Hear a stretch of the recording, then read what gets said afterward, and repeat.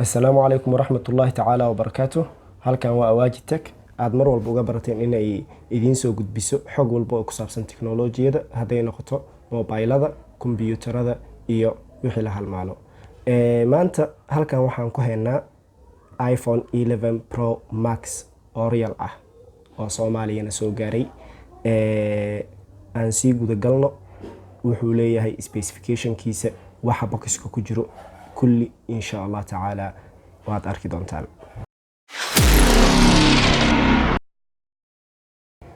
Gudaha usii galno insha Allah tacaala. Waa kana kow taleefankii aan aragnay. Taleefanka shaashadan waa 6.5 inch, saddexda kaamiro oo loogu bartuu leeyahay oo ah wide, ultra wide iyo telephoto, waana gold. Masha Allah. Inta inoo dhig. Waxaa kaleeto ku jira meeshan instruction paperski oo loogu talagalo qofka inuu akhristo haddii even taleefankiisa wax ka halaabaan. Fast charging waaye.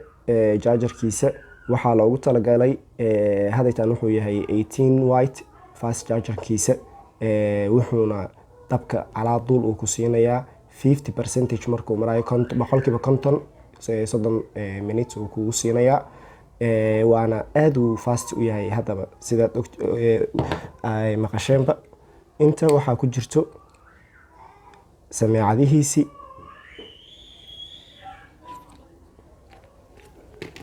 Inta waxaa ku sii jiro cable-kiisi oo USB 2.0 ah.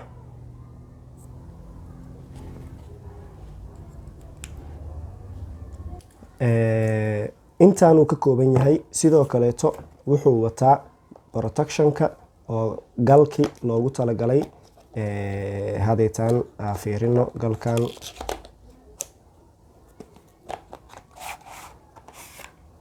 Galkan uu ku imaadaa oo ah galka oo protection-kiisa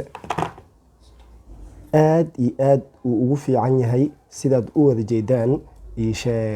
Markaan hadaytan inta geesahan markaa ka fiirino kaleeto waxaa waaye mid aad u celinayo markuu dhaco taleefanka. Geesihiisa aad u adag yahay. Qolofka uu ka samaysan yahayna waxaa waaye mid oo aad u adag. Hadduu dhaco taleefanka wax badan kaama gaarsiinayo. Even shaashada waxaa ku celinayso meeshan. Inta hadaytan ku jirto waa intaan. Gudaha usii galno taleefanka iyo specification-kiisa.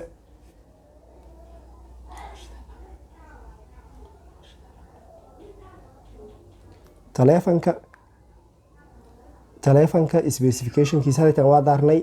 Sidaad u wada jeedaan loogadiisii way soo kacday. Marka haday waxaan sheegnay shaashada completely waxaa waaye 6.5 inch waaye. Sidoo kaleetan resolution-keeda waxaa waaye 1242 oo lagu dhuftay 2688 megapixel.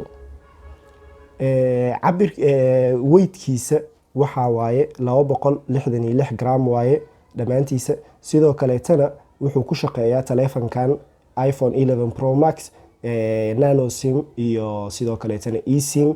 Nano SIM-na waxaa waaye SIM-keena caadiga aan aqaanay. Electronic SIM-kan waxaa waaye shirkadda waxay kuu assign gareyn doontaa inaad isticmaasho number asagoonan actual kugu jirin taleefankaaga. Sidoo kaleeto oo gudaha usii galno. Protection-ka screen-kiisa waxaa waaye maxaa la dhahaa waxaa ku jiro resistant glass oo meeshan inuu scratch sameeyo oo uu xoqmo aad bay u adag tahay iPhone 11 Pro Max. Sababtoo ah waxa ay la dagaalamaysa Apple waxaa waaye yacni in productigeeda uu noqdo mid aad cheap quality u ah. Ayada waxay rabtaa high quality products. Tusaale ahaan haddii aan setting-ka aan galno, inta aan ka leexano journal-kiisa haddaan galno, khaasatan about-ka haddaan galno, meeshan waxaan uga jeednaa iPhone 11 Pro Max inuu yahay. Sidoo kaleetana software version-ka oo ku jiro waxaa waaye 13. kii ugu dambeeyay ma ahan laakiin upgradable waaye oo ah 13.1.2 uu upgradable u yahay oo waa loo kordhin karaa, macnaha software oo update ina u dirto wuu qaadan karaa. sidoo kale Bionic chipka ugu dambeeyay oo processorska ugu fiicnaa A13 Bionic chip hadda ku jiro taleefankan. haddii guud ahaantiisa aan ka hadalno dhanka oo maxaa la dhahaa kameradiisa, waxa waaye kameradiisa ultra wide, wide iyo telephoto intaba waa min 12 megapixel, 12 megapixel, 12 megapixel iyo 12 megapixel, halka selfie kamerada ay ka tahay 12 megapixel laakiin waa wide. wide waxaan ula jeedaa aad buu u balaaran yahay wax soo ka qaadisteeda. haddaytaan taleefankan memorigiisa iPhone 11 Pro Max wuxuu ku imaadaa total ahaan 64 GB, sidoo kaleetana 256 GB, sidoo kaleetana 512 GB. dhammaantoodana waxay same ka wada yihiin 4 GB oo RAM ah, ay same ka wada yihiin. laakiinse taleefanka haddaytaan ahayno waxaa waaye 256 GB, 4 GB oo RAM ah, memory slotna ma galo.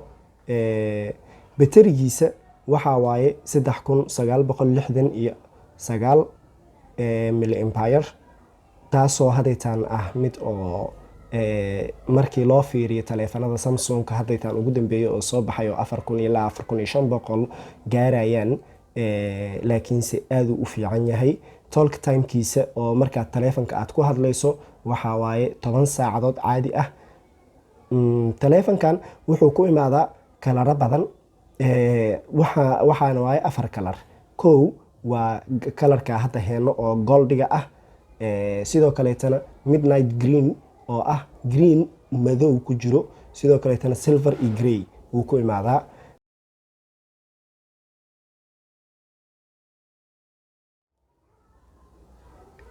taleefankan 11 Pro Max waxaa la shaaciyey oo mu'tamarka bandhiga Apple September 2019, sidoo kaleetana waxaa la suuq geeyey 2019 September ayadoo lagu jiro.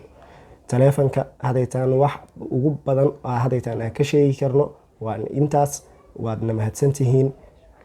wixii su'aalo iyo tafatir iyo faahfaahin dheeraati ah comment sectionka walaal nagula wadaag. sidoo kaleetana waxaan kaa codsanaynaa inaad videoga like siiso. haddii marka koowaad ay tahayna inaad soo booqanayso channelka inaad subscribe noo siiso, asxaabtaadana aad la wadaagto. waadna ku mahadsan tahay daawashada muuqaalkeena.